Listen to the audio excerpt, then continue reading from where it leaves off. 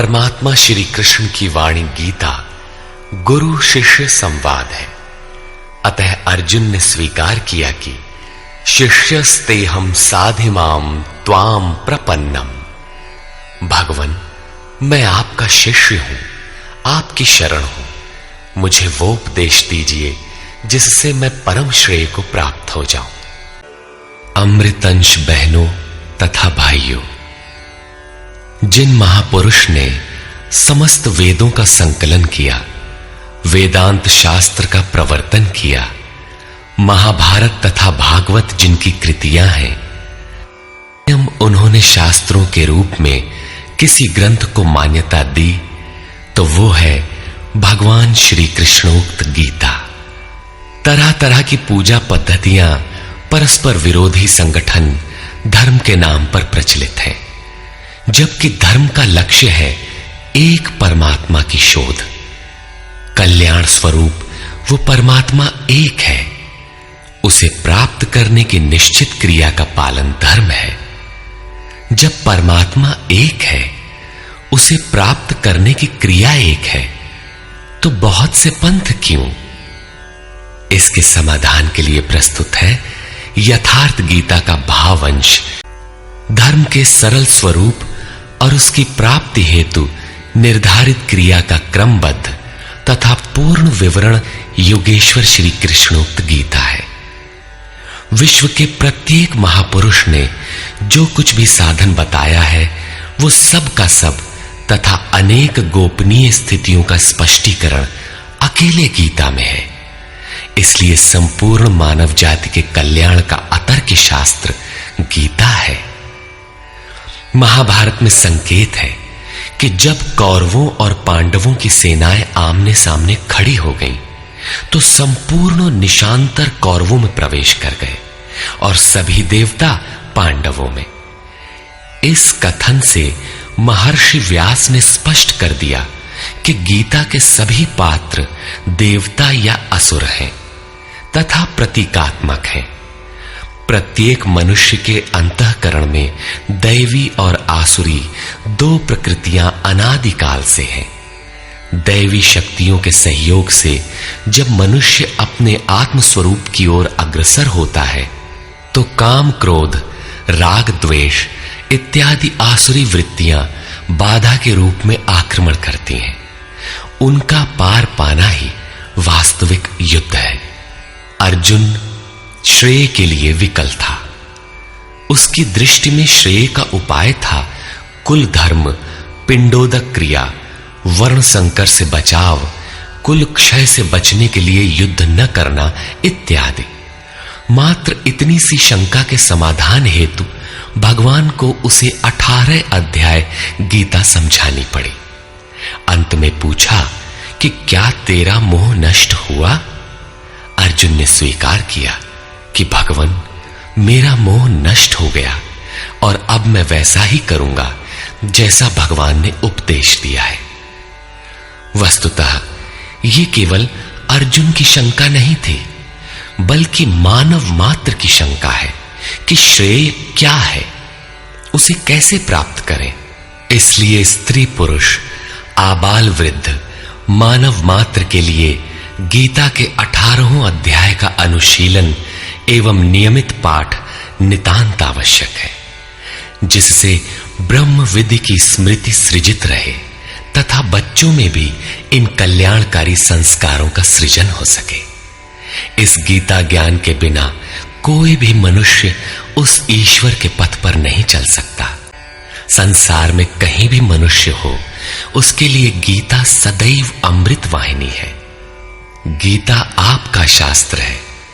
गौरव का विषय है कि 5000 वर्ष से भी अधिक अंतराल के बाद श्री कृष्ण का यथार्थ गायन आपके सम्मुख है।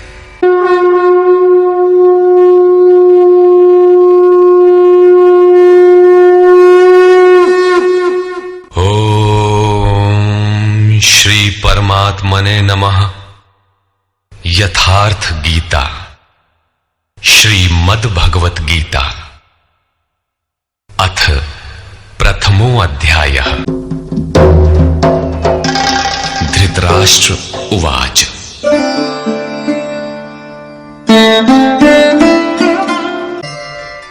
धृतराष्ट्र ने पूछा, हे संजय, धर्म क्षेत्र कुरुक्षेत्र में एकत्र युद्ध की इच्छा वाले मेरे और पांडु के पुत्रों ने क्या किया?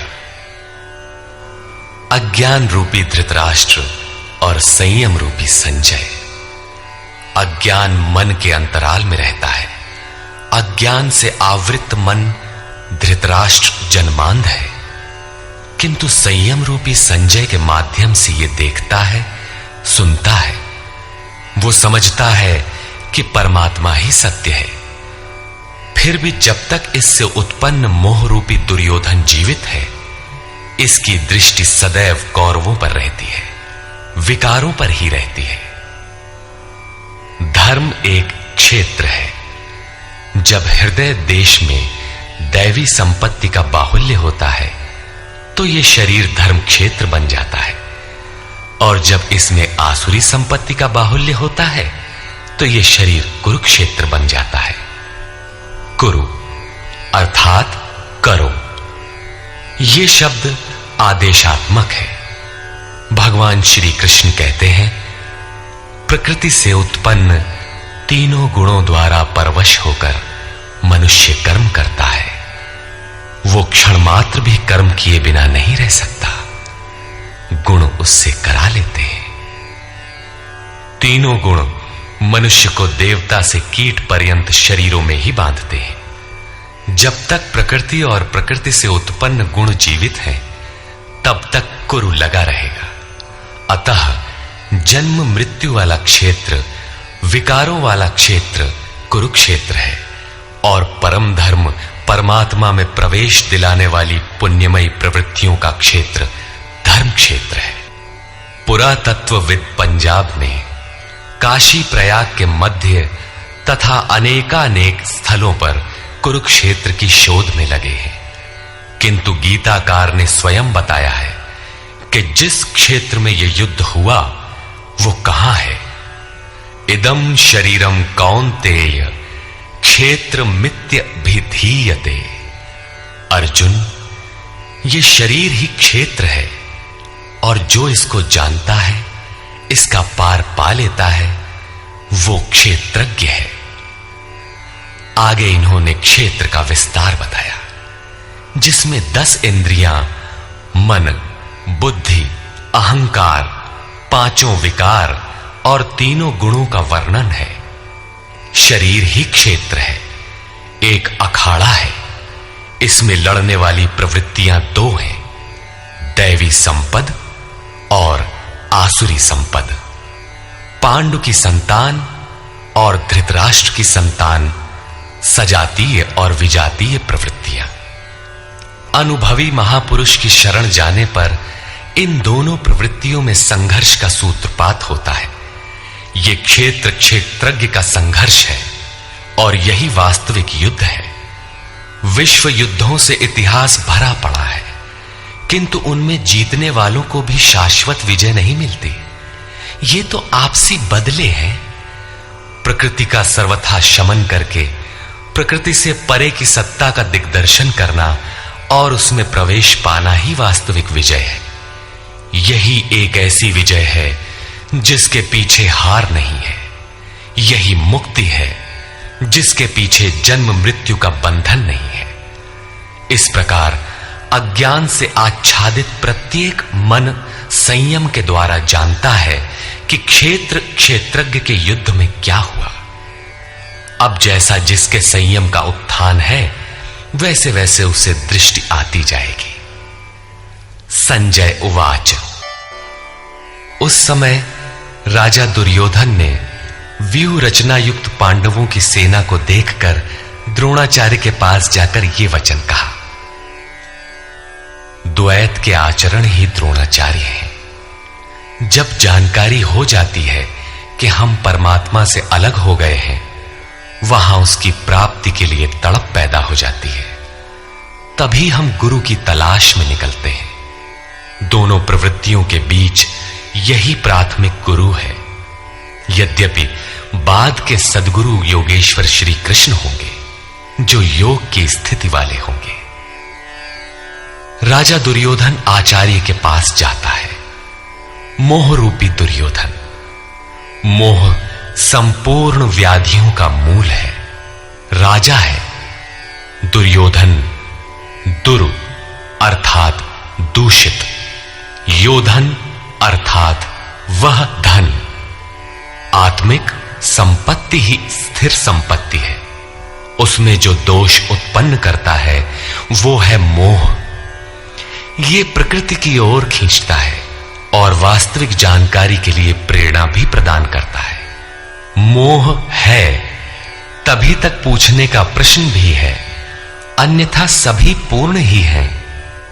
अतः व्यूह रचना युक्त पांडवों की सेना को देखकर, अर्थात पुण्य से प्रवाहित सजातीय वृत्तियों को संगठित देखकर, मोह रूपी दुर्योधन ने गुरु द्रोण के पास जाकर यह कहा, हे आचार्य, आपके बुद्धिमान शिष्य द्रुपद पुत्र धृष्टद्युम्न द्वारा व्यूहाकार खड़ी की हुई पांडु पुत्रों की इस भारी सेना को देखिए।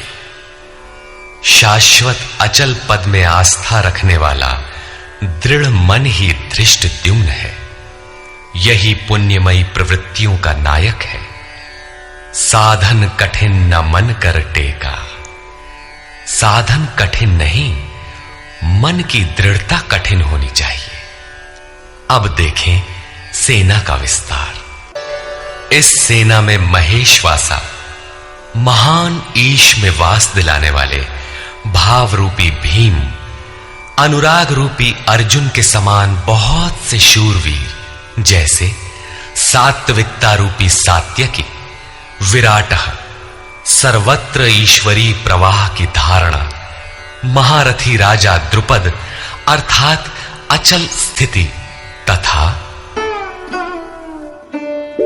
धृष्टकेतुश्चेकितानः काशीराजश्च वीर्यवान् पुरुजित् कुन्तिभोजश्च शैब्यश्च नरपुंगवः।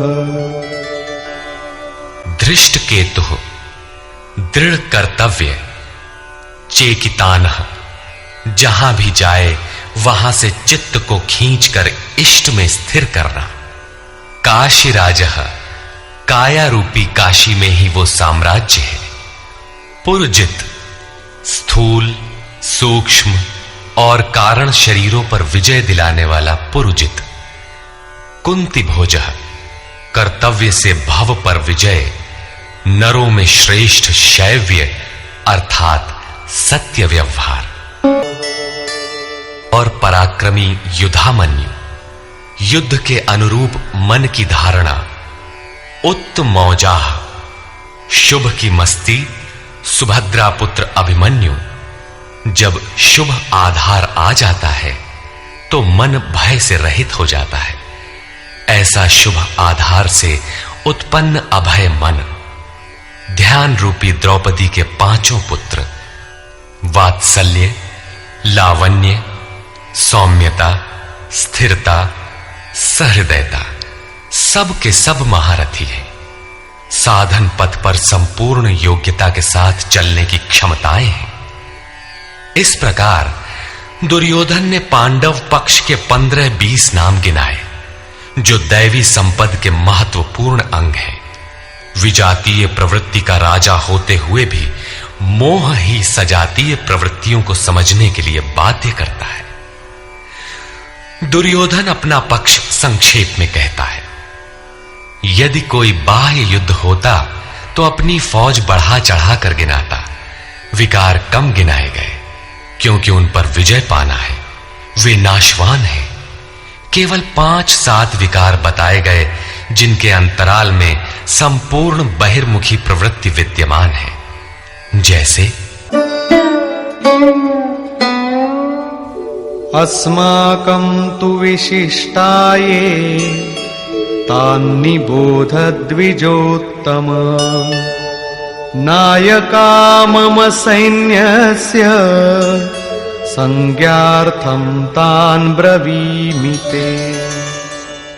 द्विजोत्तम, हमारे पक्ष में जो जो प्रधान हैं उन्हें भी आप समझ लें।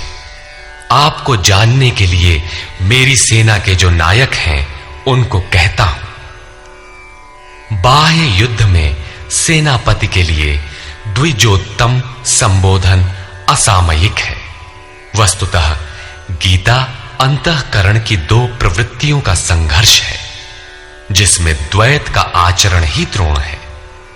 जब तक हम लेश मात्र भी आराध्य से अलग हैं, तब तक प्रकृति विद्यमान है, द्वैत बना है।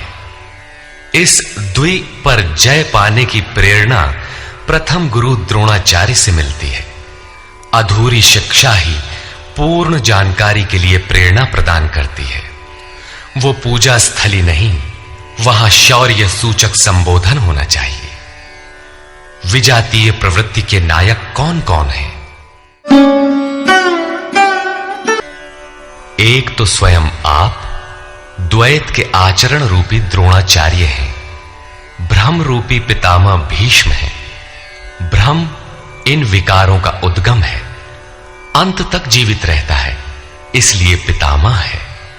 समूची सेना मर गई, ये जीवित था। शरशैया पर अचेत था, फिर भी जीवित था। ये है भ्रम रूपी भीष्म। भ्रम अंत तक रहता है। इसी प्रकार विजातीय कर्म रूपी कर्ण तथा संग्राम विजयी कृपाचार्य है। साधनावस्था में साधक द्वारा कृपा का आचरण ही कृपाचार्य है। भगवान कृपाधाम है और प्राप्ति के पश्चात संत का भी वही स्वरूप है। किंतु साधन काल में जब तक हम अलग हैं, परमात्मा अलग है। विजातीय प्रवृत्ति जीवित है, मोहमयी घिराव है। ऐसी परिस्थिति में साधक यदि कृपा का आचरण करता है तो वो नष्ट हो जाता है। सीता ने दया की तो कुछ काल लंका में प्रायश्चित करना पड़ा। विश्वामित्र दयार्द्र हुए, पतित होना पड़ा।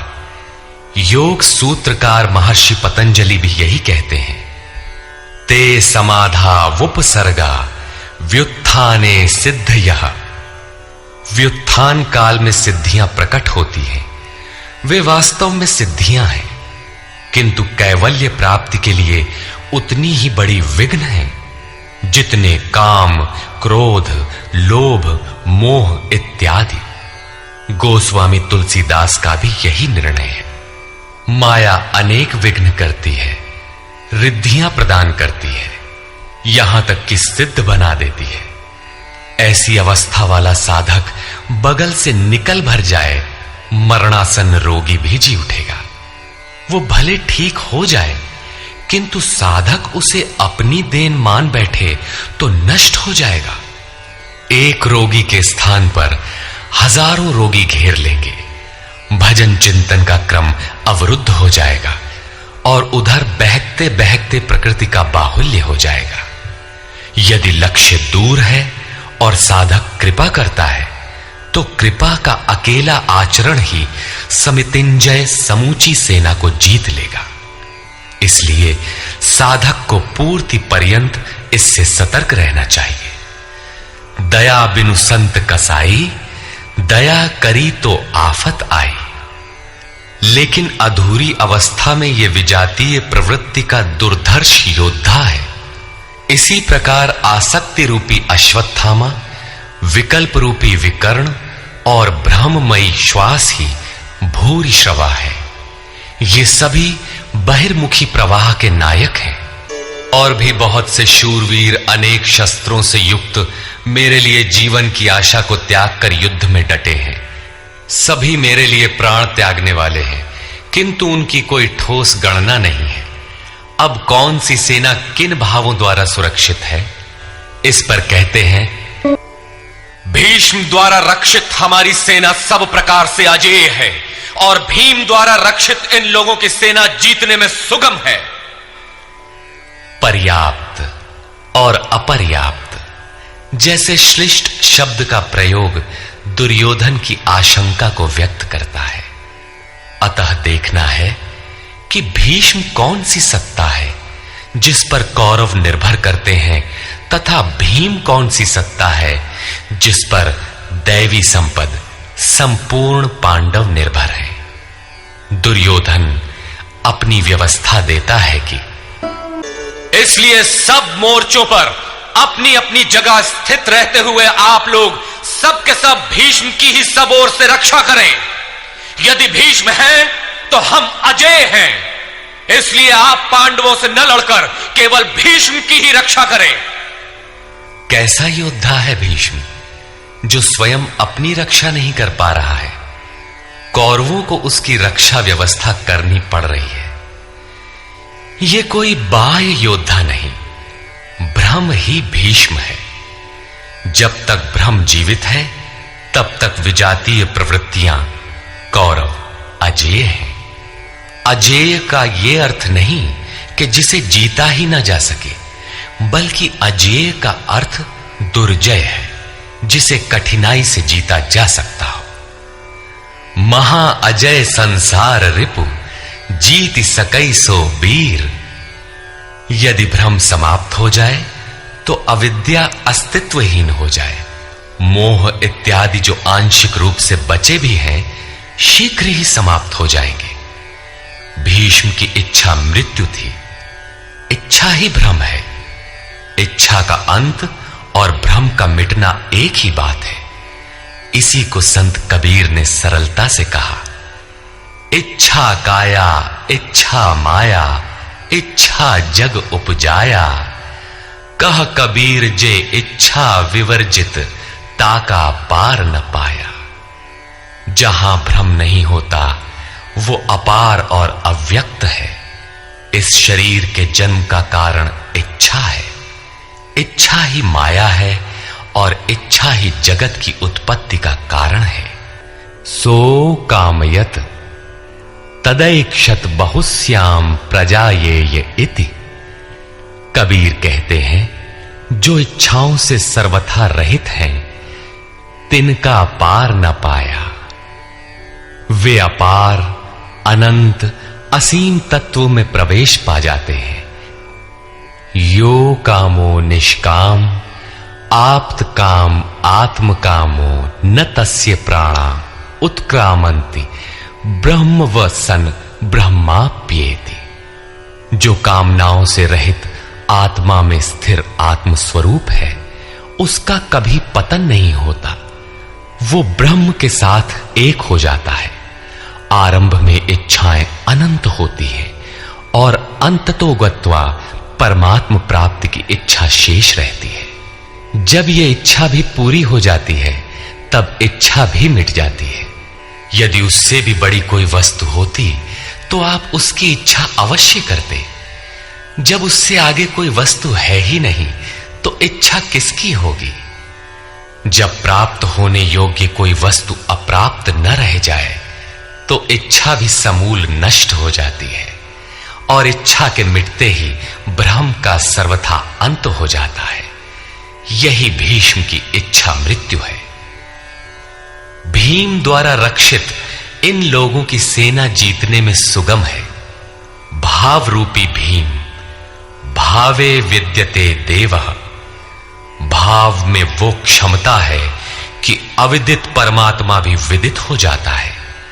भाववस्य भगवान सुख निधान करुणा अयन। श्री कृष्ण ने इसे श्रद्धा कहकर संबोधित किया है। भाव में वो क्षमता है कि भगवान को भी वश में कर लेता है। भाव से ही संपूर्ण पुण्यमयी प्रवृत्ति का विकास है। यह पुण्य का संरक्षक है तो इतना बलवान कि परम देव परमात्मा को संभव बनाता है, किंतु साथ ही इतना कोमल भी है कि आज भाव है तो कल अभाव में बदलते देर नहीं लगती। इष्ट में लेश मात्र भी त्रुटि प्रतीत होने पर भाव डगमगा जाता है। पुण्यमयी प्रवृत्ति विचलित हो उठती है, इष्ट से संबंध टूट जाता है। इसलिए भीम द्वारा रक्षित इन लोगों की सेना जीतने में सुगम है। महर्षि पतंजलि का भी यही निर्णय है। स तु दीर्घकाल नैरंतर्य सत्कारा सेवितो दृढ़ भूमि। दीर्घ काल तक निरंतर श्रद्धा भक्ति पूर्वक किया हुआ साधन ही दृढ़ हो पाता है। इस प्रकार अपने बलाबल का निर्णय लेकर शंख ध्वनि हुई।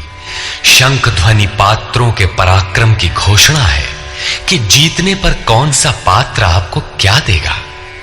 कौरवों में वृद्ध प्रतापवान पितामह भीष्म ने उस दुर्योधन के हृदय में हर्ष उत्पन्न करते हुए उच्च स्वर से सिंहनाद के समान भयप्रद शंख बजाया। सिंह प्रकृति से भयावह पहलू का प्रतीक है। घोर जंगल के नीरव एकांत में शेर की दहाड़ कान में पड़ जाए तो रोंगटे खड़े हो जाएंगे, हृदय कांपने लगेगा। यद्यपि शेर आपसे मीलों दूर है।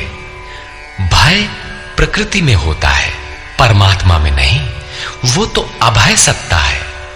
ब्रह्म रूपी भीष्म यदि विजयी होता है तो प्रकृति के जिस भयारण्य में आप हैं उससे भी अधिक भय के आवरण में बांध देगा। भय की एक परत और बढ़ जाएगी, भय का आवरण घना हो उठेगा। ये भ्रम इसके अतिरिक्त और कुछ नहीं दे सकेगा। अतः प्रकृति से निवृत्ति ही गंतव्य का मार्ग है। संसार में प्रवृत्ति तो भवाटवी है, घोर अंधकार की छाया है। इसके आगे कौरवों की कोई घोषणा नहीं है। कौरवों की ओर से कई बाजे एक साथ बजे, किंतु कुल मिलाकर वे भी भय ही प्रदान करते हैं, इससे अधिक कुछ नहीं। प्रत्येक विकार कुछ न कुछ भय तो देता ही है। इसलिए उन्होंने भी घोषणा की। तदनंतर अनेक शंख, नगारे, ढोल और नरसिंहादि बाजे एक साथ ही बजे। उनका शब्द भी बड़ा भयंकर हुआ। भय का संचार करने के अतिरिक्त कौरवों की कोई घोषणा नहीं है। बहिर्मुखी विजातीय प्रवृत्ति सफल होने पर मोहमय बंधन और घना कर देती है। अब पुण्यमयी प्रवृत्तियों की ओर से घोषणाएं हुई, जिनमें पहली घोषणा योगेश्वर श्री कृष्ण की है। इसके उपरांत श्वेत घोड़ों से युक्त, जिनमें लेश मात्र कालिमा दोष नहीं है, श्वेत सात्विक निर्मलता का प्रतीक है। महति स्यंदने, महान रथ पर बैठे हुए योगेश्वर श्री कृष्ण और अर्जुन ने भी अलौकिक शंख बजाए। अलौकिक का अर्थ है लोकों से परे। मृत्युलोक, देवलोक, ब्रह्मलोक, जहां तक जन्म मरण का भय है, उन समस्त लोकों से परे पारलौकिक, पारमार्थिक स्थिति प्रदान करने की घोषणा योगेश्वर श्री कृष्ण की है। सोने चांदी काठ का रथ नहीं, रथ अलौकिक, शंख अलौकिक, अतः घोषणा भी अलौकिक ही है। लोकों से परे एकमात्र ब्रह्म है, सीधा उससे संपर्क स्थापित कराने की घोषणा है। ऋषिकेशः, जो हृदय के सर्वस्व ज्ञाता है, उन कृष्ण ने 5 जन्य शंख बजाया। पांचों ज्ञानेंद्रियों को पंच तन्मात्राओं शब्द, स्पर्श, रूप, रस, गंध के रसों से समेटकर अपने जन भक्त की श्रेणी में ढालने की घोषणा की। विकराल रूप से बहकती हुई इंद्रियों को समेटकर उन्हें अपने सेवक की श्रेणी में खड़ा कर देना हृदय से प्रेरक सद्गुरु की देन है। श्री कृष्ण एक योगेश्वर सद्गुरु थे। शिष्यस्ते हम, भगवन मैं आपका शिष्य हूं। बाह्य विषय वस्तुओं को छोड़कर ध्यान में इष्ट के अतिरिक्त दूसरा न देखें, दूसरा न सुने, न दूसरे का स्पर्श करें। यह सद्गुरु के अनुभव संचार पर निर्भर करता है। देवदत्तम धनंजय, दैवी संपत्ति को अधीन करने वाला अनुराग ही अर्जुन है। इष्ट के अनुरूप लगाव, जिसमें विरह, वैराग्य, अश्रुपात हो। गदगद गिरा नयन बह नीरा, रोमांच हो, इष्ट के अतिरिक्त अन्य विषय वस्तु का लेश मात्र टकराव न होने पाए, उसी को अनुराग कहते हैं। यदि यह सफल होता है तो परम देव परमात्मा में प्रवेश दिलाने वाली दैवी संपद पर आधिपत्य प्राप्त कर लेता है। इसी का दूसरा नाम धनंजय भी है। एक धन तो बाहरी संपत्ति है जिससे शरीर निर्वाह की व्यवस्था होती है, आत्मा से इसका कोई संबंध नहीं है। इससे परे स्थिर आत्मिक संपत्ति ही निज संपत्ति है। बृहदारण्य कोपनिषद में याज्ञवल्क्य ने मैत्रेयी को यही समझाया कि धन से संपन्न पृथ्वी के स्वामित्व से भी अमृतत्व की प्राप्ति नहीं हो सकती। उसका उपाय आत्मिक संपत्ति है। भयानक कर्म वाले भीमसेन ने पौंड्र अर्थात प्रीति नामक महाशंख बजाया। भाव का उद्गम और निवास स्थान हृदय है, इसलिए इसका नाम वृकोदर है। आपका भाव लगाव बच्चे में होता है, किंतु वस्तुतः वो लगाव आपके हृदय में है, जो बच्चे में जाकर मूर्त होता है। ये भाव अथाह और महान बलशाली है। उसने प्रीति नामक महाशंख बजाया। भाव में ही वो प्रीति निहित है, इसीलिए भीम ने पौंड्र प्रीति नामक महाशंख बजाया। भाव महान बलवान है, किंतु प्रीति संचार के माध्यम से। हरि व्यापक सर्वत्र समाना, प्रेम ते प्रकट हो ही मैं जाना। कुंती पुत्र राजा युधिष्ठिर ने अनंत विजय नामक शंख बजाया। कर्तव्य रूपी कुंती और धर्म रूपी युधिष्ठिर। धर्म पर स्थिरता रहेगी तो अनंत विजयम, अनंत परमात्मा में स्थिति दिलाएगा। युद्धे स्थिरः सह युधिष्ठिरः। प्रकृति पुरुष क्षेत्र क्षेत्रज्ञ के संघर्ष में स्थिर रहता है, महान दुख से भी विचलित नहीं होता। तो एक दिन जो अनंत है, जिसका अंत नहीं है, वो है परम तत्व परमात्मा, उस पर विजय दिला देता है। नियम रूपी नकुल ने सुघोष नामक शंख बजाया। ज्यों-ज्यों नियम उन्नत होगा, अशुभ का शमन होता जाएगा, शुभ घोषित होता जाएगा। सत्संग रूपी सहदेव ने मणि पुष्पक शंख बजाया। मनीषियों ने प्रत्येक श्वास को बहुमूल्य मणि की संज्ञा दी है। हीरा जैसी श्वासा बातों में बीती जाए। एक सत्संग तो वो है जो आप सत्पुरुषों की वाणी से सुनते हैं, किंतु यथार्थ सत्संग आंतरिक है। श्री कृष्ण के अनुसार आत्मा ही सत्य है, सनातन है। चित्त सब ओर से सिमटकर आत्मा की संगत करने लगे, यही वास्तविक सत्संग है। ये सत्संग चिंतन, ध्यान और समाधि के अभ्यास से संपन्न होता है। ज्यों-ज्यों सत्य के सान्निध्य में सुरत टिकती जाएगी, त्यों-त्यों एक-एक श्वास पर नियंत्रण मिलता जाएगा। मन सहित इंद्रियों का निरोध होता जाएगा। जिस दिन सर्वथा निरोध होगा, वस्तु प्राप्त हो जाएगी।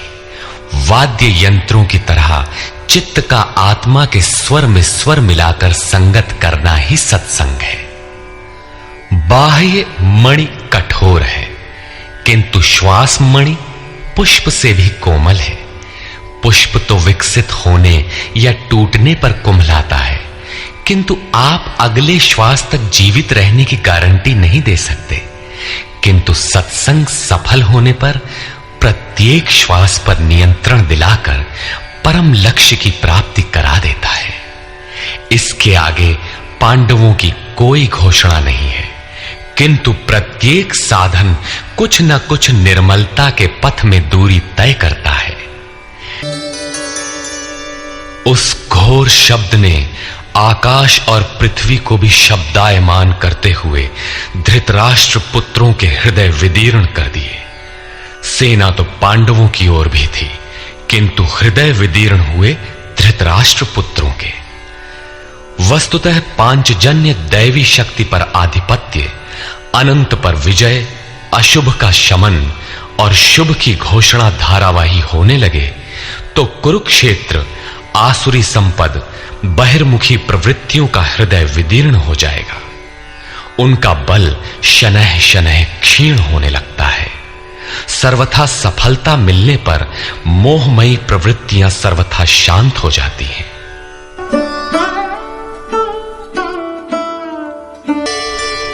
संयम रूपी संजय ने अज्ञान से आवृत मन को समझाया कि हे राजन, उसके उपरांत कपिध्वजः, वैराग्य रूपी हनुमान, वैराग्य ही ध्वज है जिसका, ध्वज राष्ट्र का प्रतीक माना जाता है।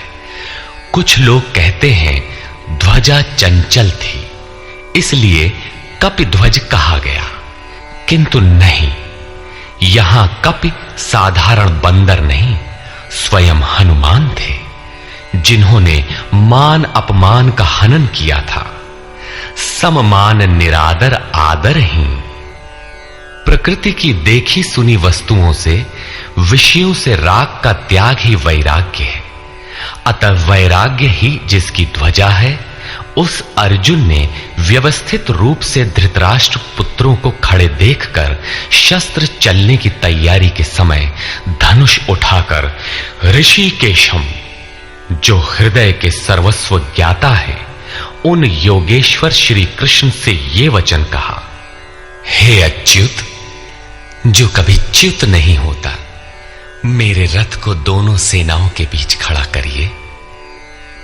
यहां सारथी को दिया गया आदेश नहीं, इष्ट सदगुरु से की गई प्रार्थना है। किस लिए खड़ा करें?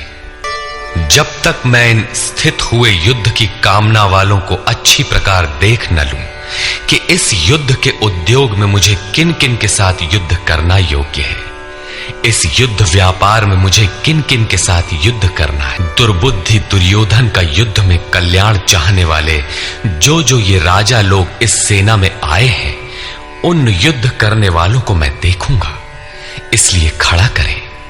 मोह रूपी दुर्योधन, मोहमयी प्रवृत्तियों का कल्याण चाहने वाले जो राजा इस युद्ध में आए हैं, उनको मैं देख लूं। संजय बोला, निद्रा जयी अर्जुन द्वारा इस प्रकार कहे जाने पर हृदय के ज्ञाता श्री कृष्ण ने दोनों सेनाओं के बीच भीष्म, द्रोण और महीक्षिताम, शरीर रूपी पृथ्वी पर अधिकार जमाए हुए संपूर्ण राजाओं के बीच उत्तम रथ को खड़ा करके कहा कि पार्थ, इन इकट्ठे हुए कौरवों को देख, यहां उत्तम रथ सोने चांदी का रथ नहीं है। संसार में उत्तम की परिभाषा नश्वर शरीर के प्रति अनुकूलता प्रतिकूलता से की जाती है। ये परिभाषा अपूर्ण है। जो हमारे आत्मा, हमारे स्वरूप का सदैव साथ दे, वही उत्तम है, जिसके पीछे अनुत्तम मलिनता न हो। इसके उपरांत अचूक लक्ष्य वाले पार्थिव शरीर को रथ बनाने वाले पार्थ ने उन दोनों सेनाओं में स्थित पिता के भाइयों को, पितामहों को, आचार्यों को, मामाओं को, भाइयों को, पुत्रों को, पौत्रों को, मित्रों को, श्वसुरों को और सुहृदों को देखा। दोनों सेनाओं में अर्जुन को केवल अपना परिवार, मामा का परिवार, ससुराल का परिवार, सुहृद और गुरुजन दिखाई पड़े। प्रचलित गणना के अनुसार 18 अक्षौहिणी 2.5-3 अरब के लगभग होता है, जो आज के विश्व की जनसंख्या के समकक्ष है। इतने मात्र के लिए यदा कदा विश्व स्तर पर आवास, खाद्य समस्या बन जाती है। इतना बड़ा जन समूह अर्जुन के 3-4 रिश्तेदारों का परिवार मात्र था। क्या इतना बड़ा भी किसी का परिवार होता है? कदापि नहीं। यह हृदय देश का चित्रण है। इस प्रकार खड़े हुए उन संपूर्ण बंधुओं को देखकर अत्यंत करुणा से आवृत वो कुंती पुत्र अर्जुन शोक करता हुआ बोला, हे कृष्ण, इस युद्ध की इच्छा वाले खड़े हुए स्वजन समुदाय को देखकर मेरे अंग शिथिल हुए जाते हैं, मुख सूखा जाता है और मेरे शरीर में कंप तथा रोमांच हो रहा है। इतना ही नहीं, हाथ से गांडीव गिरता है, त्वचा भी जल रही है। अर्जुन को ज्वर सा हो आया, संतप्त हो उठा कि यह कैसा युद्ध है जिसमें स्वजन ही खड़े हैं। अर्जुन को भ्रम हो गया। वो कहता है, अब मैं खड़ा रह पाने में भी अपने को असमर्थ पा रहा हूं, अब आगे देखने की सामर्थ्य नहीं है। हे केशव, इस युद्ध का लक्षण भी विपरीत ही देखता हूं। युद्ध में अपने कुल को मारकर परम कल्याण भी नहीं देखता हूं। कुल को मारने से कल्याण कैसे होगा?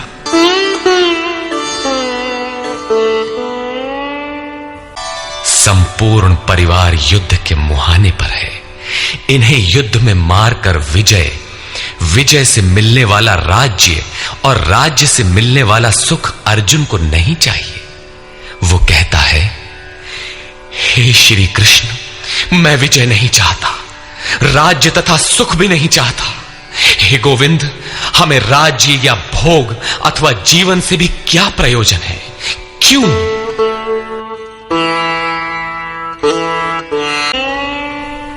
हमें जिनके लिए राज्य भोग और सुखादिक इच्छित हैं, वे ही परिवार जीवन की आशा त्याग कर युद्ध के मैदान में खड़े हैं। हमें राज्य इच्छित था तो परिवार को लेकर भोग सुख और धन की पिपासा थी तो स्वजन और परिवार के साथ उन्हें भोगने की थी। किंतु जब सब के सब प्राणों की आशा त्याग कर खड़े हैं तो मुझे सुख राज्य या भोग नहीं चाहिए। ये सब इन्हीं के लिए प्रिय थे। इनसे अलग होने पर हमें इनकी आवश्यकता नहीं है। जब तक परिवार रहेगा तब तक ये वासनाएं भी रहती हैं। झोपड़ी में रहने वाला भी अपने परिवार, मित्र और स्वजन को मारकर विश्व का साम्राज्य स्वीकार नहीं करेगा। अर्जुन यही कहता है कि हमें भोग प्रिय थे, विजय प्रिय थी, किंतु जिनके लिए थी, जब वे ही नहीं रहेंगे तो भोगों से क्या प्रयोजन? इस युद्ध में मारना किसे है?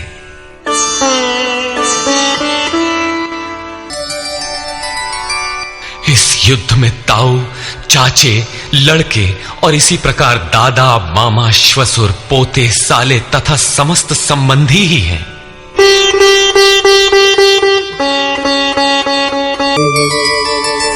हे मधुसूदन, मुझे मारने पर भी अथवा 3 लोक के राज्य के लिए भी मैं इन सबको मारना नहीं चाहता।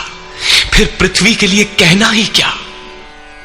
18 अक्षौहिणी सेना में अर्जुन को अपना परिवार ही दिखाई पड़ा। इतने अधिक स्वजन वास्तव में क्या हैं? वस्तुतः अनुराग ही अर्जुन है। भजन के आरंभ में प्रत्येक अनुरागी के समक्ष यही समस्या रही है।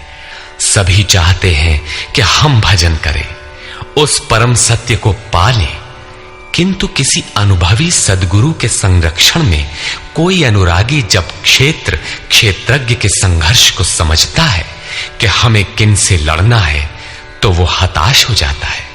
वो चाहता है कि हमारे पिता का परिवार, ससुराल का परिवार, मामा का परिवार, सुहृद, मित्र और गुरुजन साथ रहे, सभी सुखी रहें और इन सब की व्यवस्था करते हुए हम परमात्म स्वरूप की प्राप्ति भी कर लें। किंतु जब वो समझता है कि आराधना में अग्रसर होने के लिए परिवार छोड़ना होगा, इन संबंधों का मोह समाप्त करना होगा, तो वो अधीर हो उठता है। पूज्य महाराज जी कहा करते थे, मरना और साधु होना बराबर है। साधु के लिए सृष्टि में दूसरा कोई जीवित है भी, किंतु घर वालों के नाम पर कोई नहीं है। यदि कोई है तो लगाव है, मोह समाप्त कहां हुआ? जहां तक लगाव है उसका पूर्ण त्याग, उस लगाव के अस्तित्व मिटने पर ही उसकी विजय है। इन संबंधों का प्रसार ही तो जगत है, अन्यथा जगत में हमारा क्या है। तुलसीदास कहे चिद विलास जग, बूझत बूझत बूझ है। मन का प्रसार ही जगत है। योगेश्वर कृष्ण ने भी मन के प्रसार को ही जगत कहकर संबोधित किया। जिसने इसके प्रभाव को रोक लिया, उसने चराचर जगत ही जीत लिया। इहैव तैर्जितः सर्गो येषां साम्ये स्थितम मनः। केवल अर्जुन अधीर था ऐसी बात नहीं है। अनुराग सबके हृदय में है। प्रत्येक अनुरागी अधीर होता है, उसे संबंधी याद आने लगते हैं। पहले वो सोचता था कि भजन से कुछ लाभ होगा तो ये सब सुखी होंगे, इनके साथ रहकर उसे भोगेंगे। जब ये साथ ही नहीं रहे तो सुख लेकर क्या करेंगे। अर्जुन की दृष्टि राज्य सुख तक ही सीमित थी। वो त्रिलोकी के साम्राज्य को ही सुख की पराकाष्ठा समझता था। इसके आगे भी कोई सत्य है, इसकी जानकारी अर्जुन को अभी नहीं है। हे जनार्दन, धृतराष्ट्र के पुत्रों को मारकर भी हमें क्या प्रसन्नता होगी।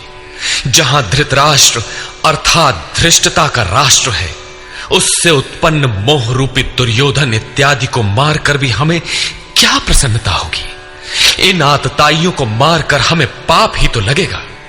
जो जीवन यापन के तुच्छ लाभ के लिए अनीति अपनाता है वो आतताई कहलाता है, किंतु वस्तुतः इससे भी बड़ा आतताई वो है जो आत्मा के पथ में अवरोध उत्पन्न करता है।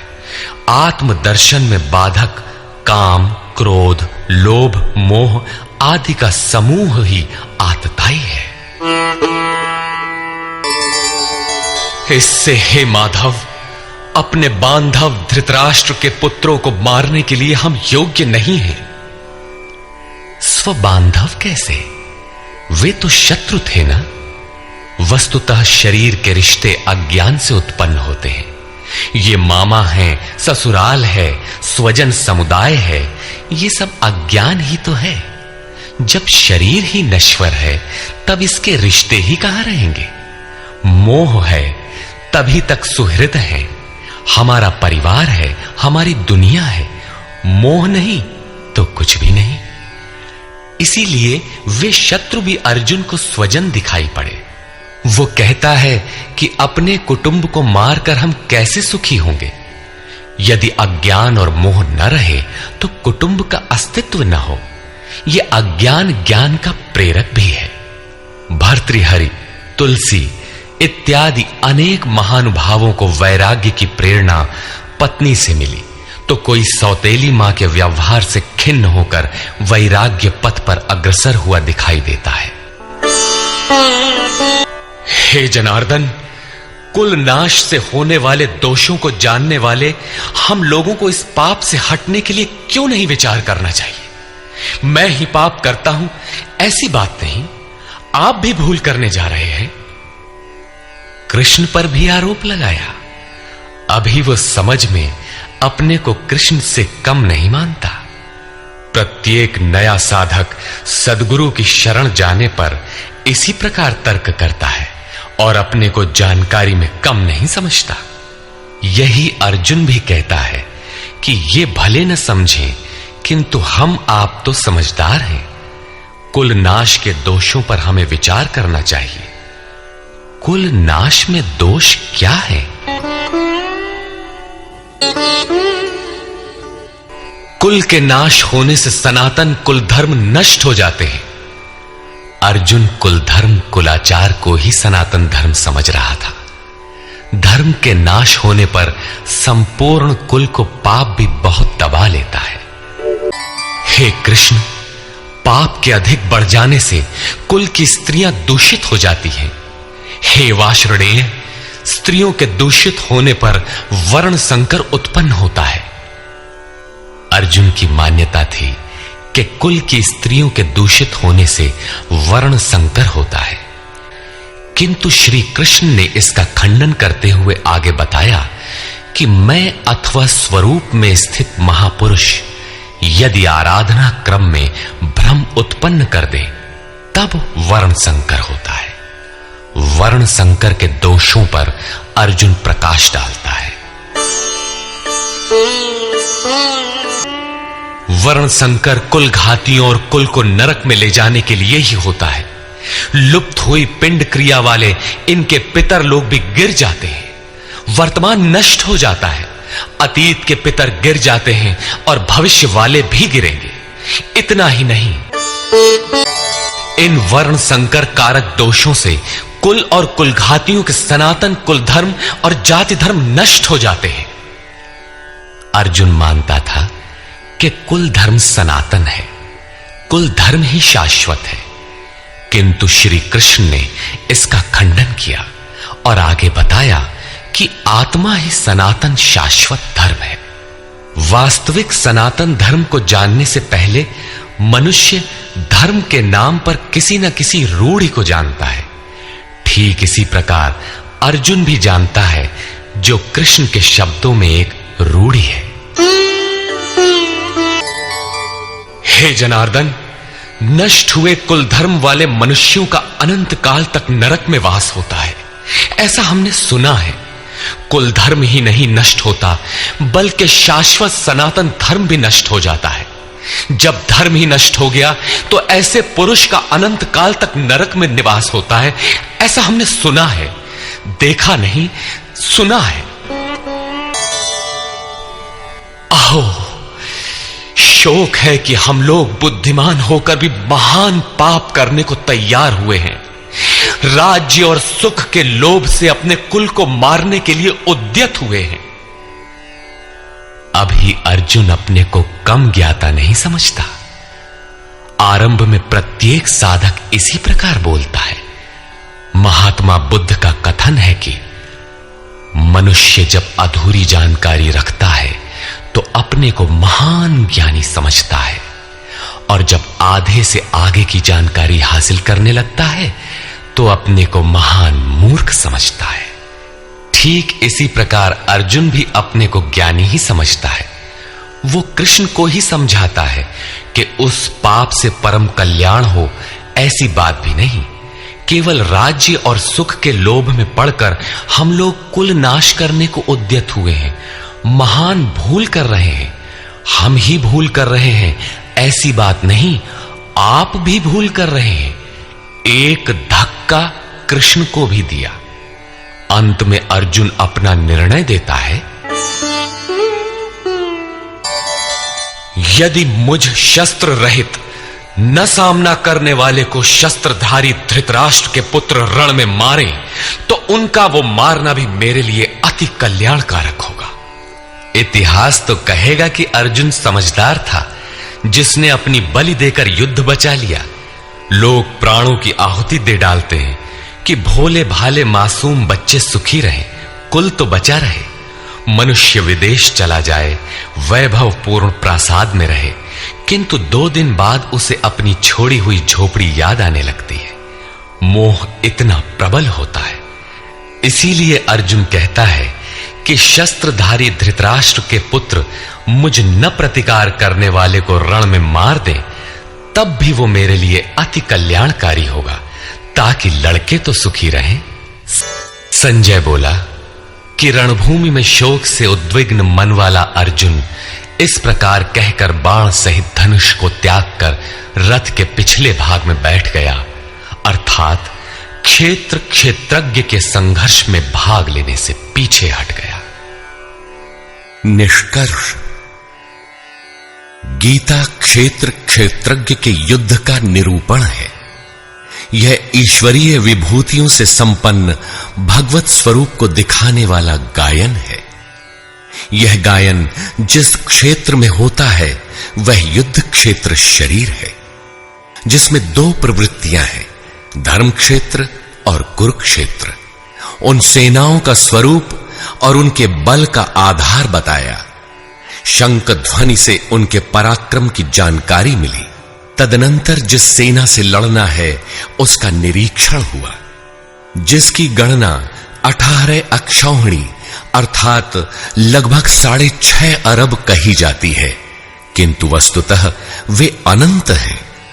प्रकृति के दृष्टिकोण दो हैं, एक इष्टोन्मुखी प्रवृत्ति दैवी संपद, दूसरी बहिर्मुखी प्रवृत्ति आसुरी संपद। दोनों प्रकृति ही हैं। एक इष्ट की ओर उन्मुख करती है, परम धर्म परमात्मा की ओर ले जाती है, और दूसरी प्रकृति में विश्वास दिलाती है। पहले दैवी संपद को साध कर आसुरी संपद का अंत किया जाता है, फिर शाश्वत सनातन परब्रह्म के दिग्दर्शन और उसमें स्थिति के साथ दैवी संपद की आवश्यकता शेष हो जाती है। युद्ध का परिणाम निकल आता है। अर्जुन को सैन्य निरीक्षण में अपना परिवार ही दिखाई पड़ता है, जिसे मारना है। जहां तक संबंध है उतना ही जगत है। अनुराग के प्रथम चरण में पारिवारिक मोह बाधक बनता है। साधक जब देखता है कि मधुर संबंधों में इतना विच्छेद हो जाएगा जैसे वे थे ही नहीं, तो उसे घबराहट होने लगती है। स्वजनासक्ति को मारने में उसे अकल्याण दिखाई देने लगता है। वह प्रचलित रूढ़ियों में अपना बचाव ढूंढने लगता है, जैसा अर्जुन ने किया। उसने कहा, कुल धर्म ही सनातन धर्म है। इस युद्ध से सनातन धर्म नष्ट हो जाएगा, कुल की स्त्रियां दूषित होंगी, वर्ण संकर पैदा होगा, जो कुल और कुलघातियों को अनंत काल तक नरक में ले जाने के लिए ही होता है। अर्जुन अपनी समझ से सनातन धर्म की रक्षा के लिए विकल है। उसने श्री कृष्ण से अनुरोध किया कि हम लोग समझदार होकर भी यह महान पाप क्यों करें। अर्थात श्री कृष्ण भी पाप करने जा रहे हैं। अंततोगत्वा पाप से बचने के लिए मैं युद्ध नहीं करूंगा, ऐसा कहता हुआ हताश अर्जुन रथ के पिछले भाग में बैठ गया। क्षेत्रज्ञ के संघर्ष से पीछे हट गया। टीकाकारों ने इस अध्याय को अर्जुन विषाद योग कहा है। अर्जुन अनुराग का प्रतीक है। सनातन धर्म के लिए विकल होने वाले अनुरागी का विषाद योग का कारण बनता है। यही विषाद मनु को हुआ था। हृदय बहुत दुख लाग, जन्म गयऊ हरि भगति बिनु।